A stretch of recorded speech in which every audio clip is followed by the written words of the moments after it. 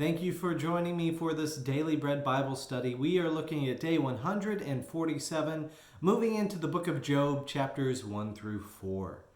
Now, the book of Job is a challenging book because it touches on challenging issues, especially conflict between accusers and defendants. It is, in some sense, the views expressed here, especially of the supposed called friends of Job, can be pretty judgmental. So I perceive this book to be emotional, accusatory, and confrontational, which is not really my personality. Not to say all of it is, but especially his supposed friends. Now, the book of Job discusses situational struggles, human suffering, the longing for God, and the experience of the absence of God's presence. It details the wrestling of Job after great loss and the challenges and limitations of people speculating about what God is doing in our lives. So, in a lot of ways, it's a lot of really deep, good questions to ask. It's just kind of hard to read through. Job chapter 1 begins the story off with a man named Job, and he is called blameless and upright, who fears God and turns away from evil. So he is defined at the beginning of this as an upright and righteous man. He has a great life. He has 10 kids, he has herds of animals, and family celebrations. Job fears God and offers burnt offerings after the family gatherings, both as a gift to God, but also seeking to cover any possible sins his family might have done, which he is not aware of. So he is doing everything right from that sense of sacrificial offerings.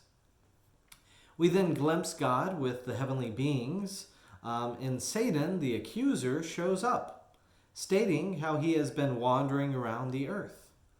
God points out how proud he is of Job, and Satan states it is easy to be proud of something you have made invulnerable. Satan speaks of a fence that is around Job, that without its protection, Job will surely fall into sinning. So Satan, the accuser, says in Job 1:11, "Stretch out your hand now and touch all that he has, and he will curse you to your face." Believing that Job will stay righteous, God grants Satan permission to bring challenges upon him. But Job, all the while saying, the only thing you cannot do is kill Job the man. Satan then accepts the challenge and goes to work. And the challenges come quickly. Job learns his oxen and donkeys are gone, that his sheep and servants are gone, his camels are no more, and lastly, his children all die together. Hit by a wave of emotions, Job humbles himself and worships God. In Job 1:22, Job stays righteous through the first test. So in all of this, Job did not sin or charge God with wrongdoing. So moving on to Job chapter 2, we again see the interaction between God and Satan. God still proud of Job, saying that he has remained faithful while God allowed challenges to befall him. Satan responds that it is easy to be faithful when the challenges are outside of a person. Satan proposes letting Job's bone and flesh feel the challenges, and then Job will curse God. God again allows Satan to do anything except kill the man. So Job develops loathsome sores, seeks to address them, and also hears Satan speak through his wife in Job 2:9, saying, "Then his wife said to him, 'Do you still persist in your integrity? Curse God and die.' But he said to her, 'You speak as any foolish woman would speak. Shall we receive the good at the hand of God and not also the bad?' In all this, Job did not sin with his lips." In a hopeful scene, Job's 3 friends hear his challenges and come to be with him.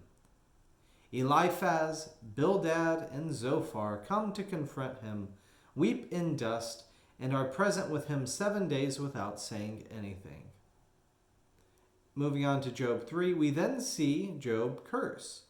But Job does not curse God, as it would be a sin, but rather he curses the day he was born. Job vents his frustration with his friends nearby, needing to process it by getting it out. He's depressed. Why could I have not been born?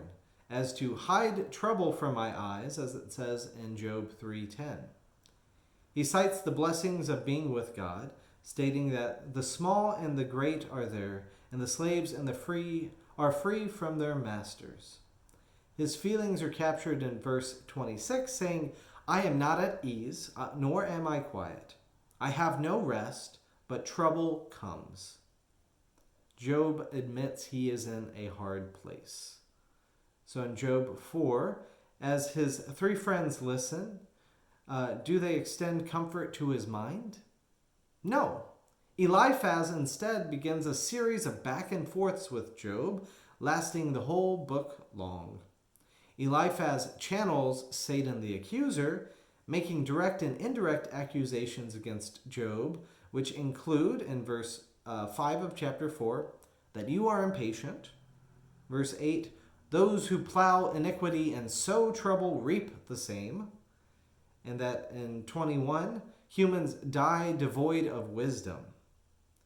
Eliphaz is seeking to explain Job, why Job is suffering, instead of extending graciousness to him. He's not really being a good friend. He's just telling him why it's happening instead of listening and trying to empathize with his friend. This is unfortunately a common human instinct in the midst of challenges.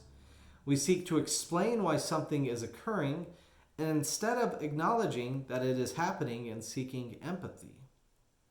And also, we have a hard time accepting the new realities that come upon us. So I invite you, as we close on this section of Job, to be attentive to your wrestling as we continue the journey through Job this next week, and to accept that whatever it leads you is a walk with God.